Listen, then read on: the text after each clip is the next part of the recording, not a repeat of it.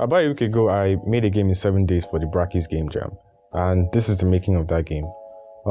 Prior to making this game, I only had 9 months of game making and programming experience. So if you want to see how I ended up doing that, consider subscribing. It helps. Thank you. Let's get into the video.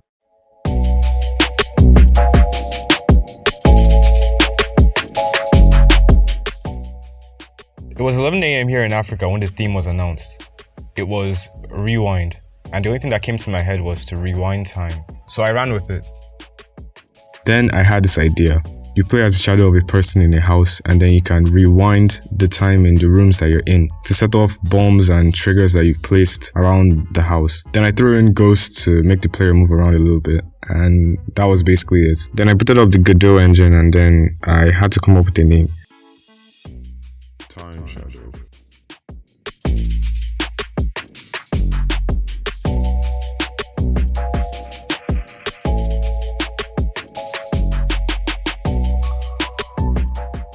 Then I started writing a bunch of rubbish inside the player script because I didn't know what I was doing. Until I looked up a tutorial from this guy. And then I started pressing the keyboard again and it started changing to be exactly what I wanted.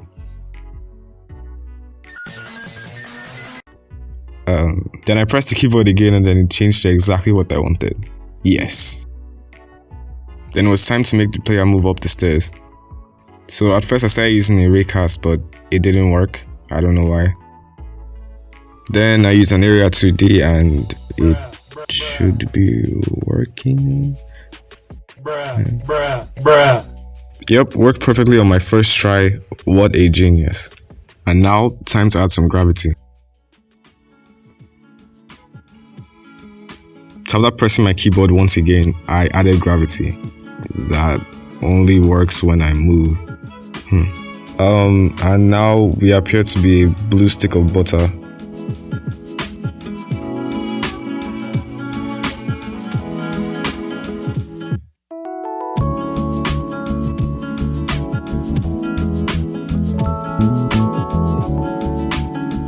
And after working on it for way longer than I thought I would, it finally started working.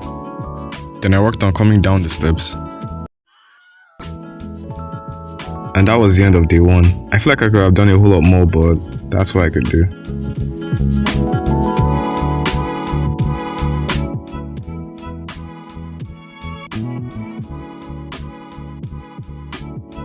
Then I decided to add the owner of the house, which is just an area 2D. Then I named it Todd with 1 D. And I started work on the enemies. Right now, they're just white circles that follow a path node forward when normal and backwards when they're rewinding. So then I wrote some code in the main scene to check whichever room the player is in when they're pressing the rewind button, to then tell all the entities in that room to move backwards.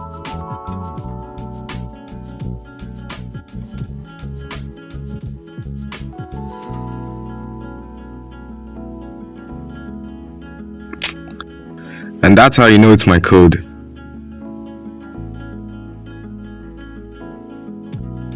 So after pressing my keyboard once again, it finally worked. Yeah, it's rewind time.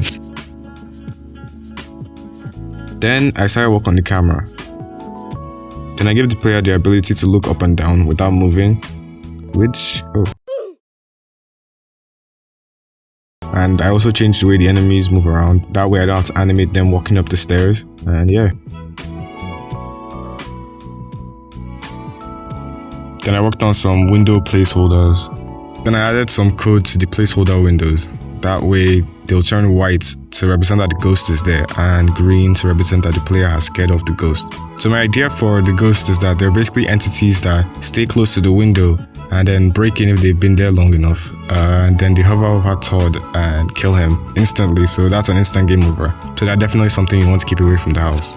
So I thought it would be a good idea if I gave the player the ability to pause time in every room and rewind time only in the rooms that Todd isn't in.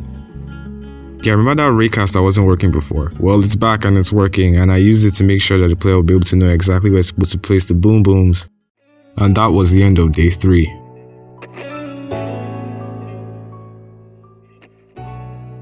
Before I started, and I decided to work on some art for the game.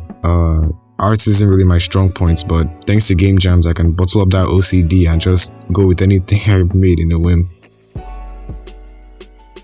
I spent the whole of day 4 and day 5 on art, but around sometime in day 5, I came up with this idea to add a room in the house where the player could alter the time in all of the house at the same time instead of just one room. I decided to make that room a toilet, and I named it the Total Time Altering Toilet.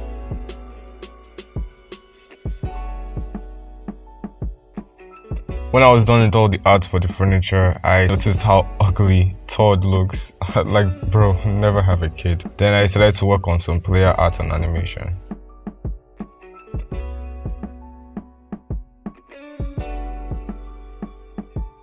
I gave Todd a face mask because he's going to be coming from outside of the house and you should be wearing your face mask.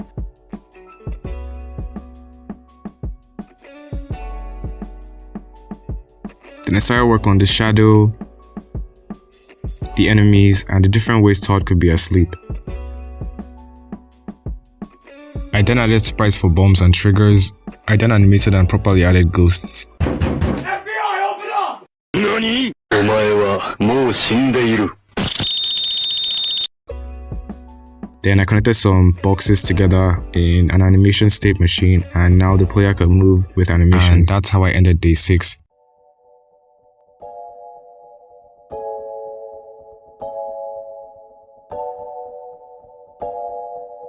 Day 7 came around and I decided to get started with the opening cutscene for Todd, then a load system and some GUI elements, and a game loop, so when you die it instantly restarts. Then I started with some art for the menu,